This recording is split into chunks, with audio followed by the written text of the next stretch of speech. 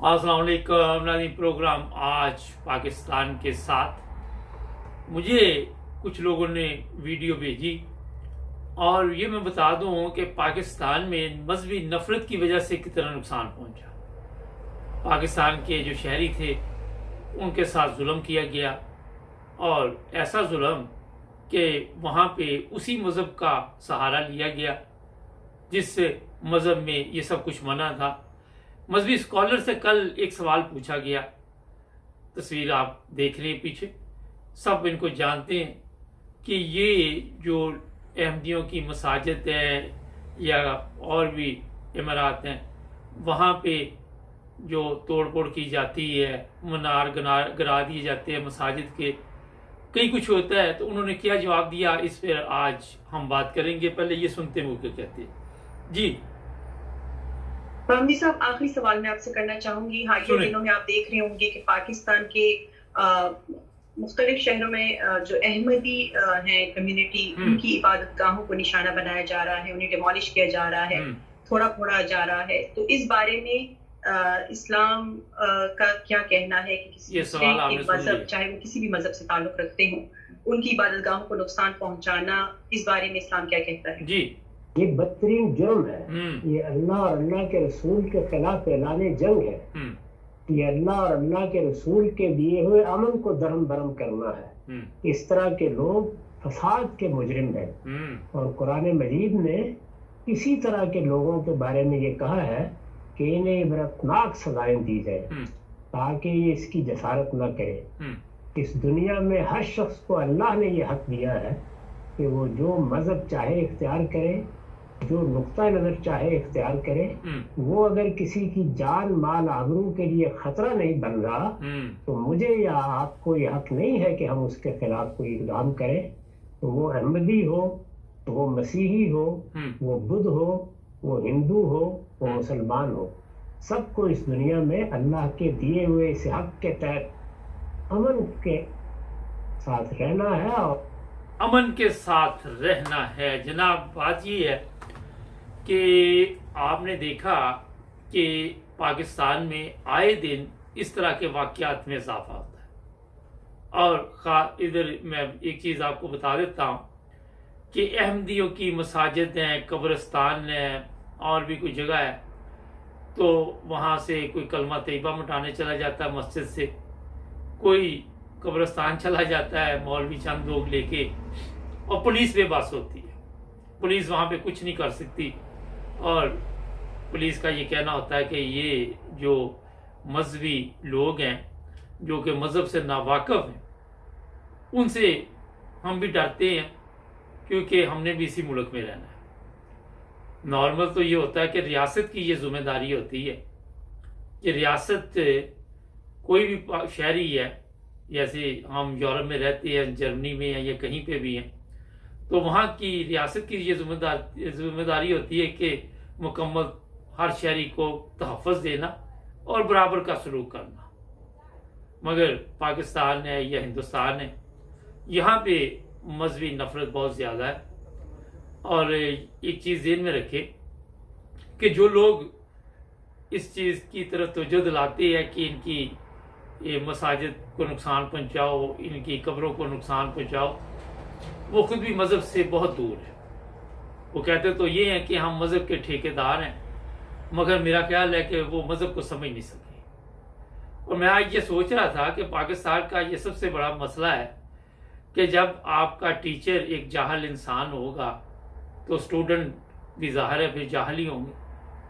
आप अंदाज़ा लगाएं कि अगर आप इस्लामी तालीमात को समझें तो इस्लाम में जो नबी पाक सल्लल्लाहु अलैहि वसल्लम ने इस्लाम बताया वही इस्लाम है, सबको पता है।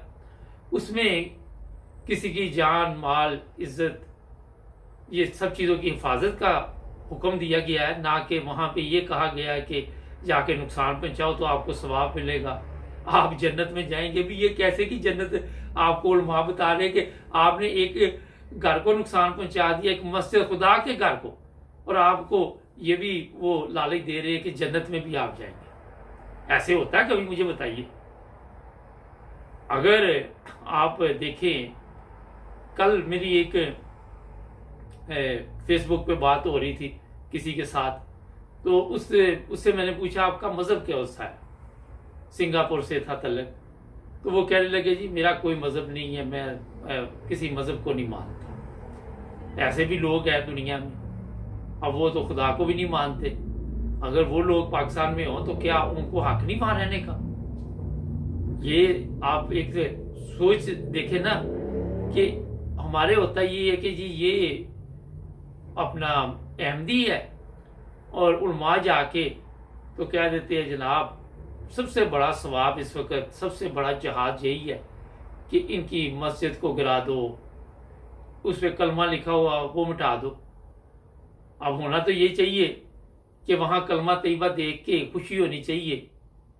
अगर मैंने कई दफ़ा कहा कि यहाँ पे कोई गोरे कलमा हमारा पढ़े तो हम खुश होते हैं, वो अस्सलाम वालेकुम ही कह दे तो हमें खुशी हो जाती है कि यार चलो इनको ये चीज़ों का तो पता है ना कि इस्लाम में सलामती भेजते हैं। अब उसके ऊपर आप ये तो नहीं कह सकते कि आपने अस्सलाम वालेकुम कहा तो इसको पकड़ लो। यहाँ पे तो नहीं ये चीज़ें चलती यूरोप में।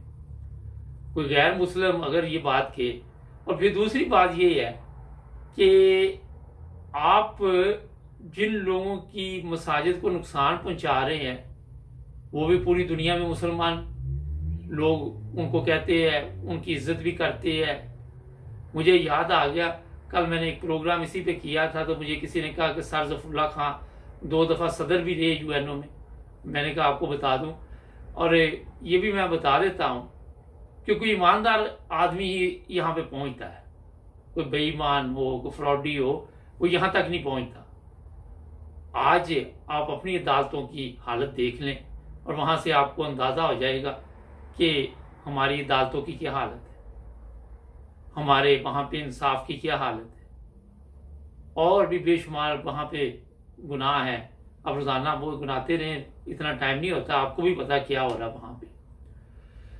तो ये मैं बताना चाह रहा हूँ कि जो भी पाकिस्तानी शहरी हैं जो पाकिस्तान में रहते हैं, रियासत की जिम्मेदारी है, मगर मुसीबत ये है कि परवेज़ लाई जैसे और दूसरे भी कई लोग जो है वो भी मज़हब कार्ड खेलते हैं। और जब आपके लीडर मज़हब कार्ड खेलते हैं तो फिर आप अंदाज़ा लगाएं कि जब लीडर ही जाहल है, उसको अक्ल ही नहीं है, उसको समझ ही नहीं है, उसको ये नहीं पता कि ये पाकिस्तानी है, शहरी हैं और इनकी जान माल इज्जत की हिफाजत करना हमारा काम है, उल्टा वो मज़हब कार्ड खेल के अपने आप को बेगुनाह साबित करते हैं। मारने डाके ते लेना मज़हब दा सारा।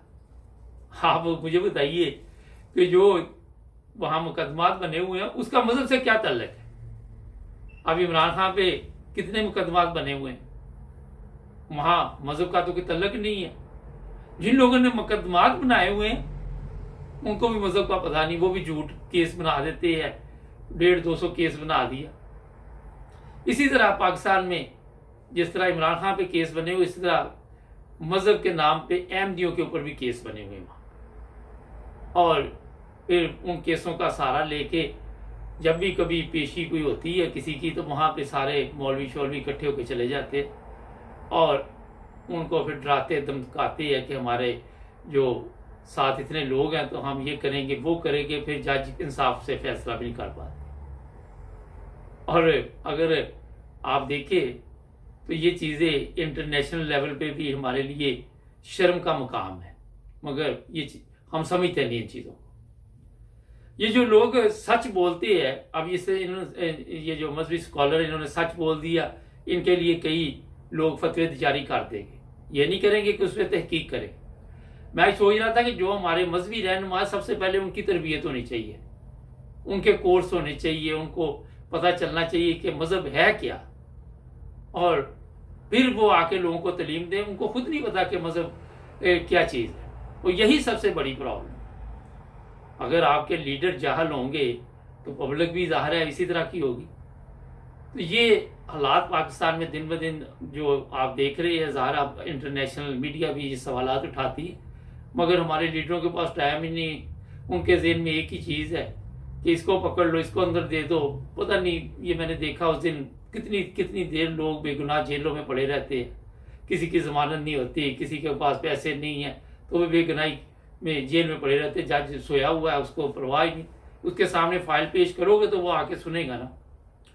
तो जनाब ये सूरत हाल है। इमरान खान की गिरफ्तारी के बारे में थोड़ा सा बता दूं कि इमरान खान को गिरफ्तार करने की कल से सोशल मीडिया पे खबर चल रही है, लेकिन मेरा ख्याल है कि इमरान खान को ये गिरफ्तार नहीं करेंगे, जो अपनी जाती मेरा ख्याल है, क्योंकि इनको पता है कि इमरान खान को अगर गिरफ्तार किया तो पाक फौज और अवाम आमने सामने आ जाएगी और जिससे एक बड़ा नुकसान होगा, क्योंकि इमरान खान की गिरफ्तारी पुलिस नहीं कर सकती, जब भी की जाएगी फौज के जरिए की जाएगी। नाज़रीन, ये मुख्तलिफ चीज़ें हैं पाकिस्तान में, जो भी हमारे पाकिस्तानी शहरी हैं उनकी हिफाजत करनी चाहिए।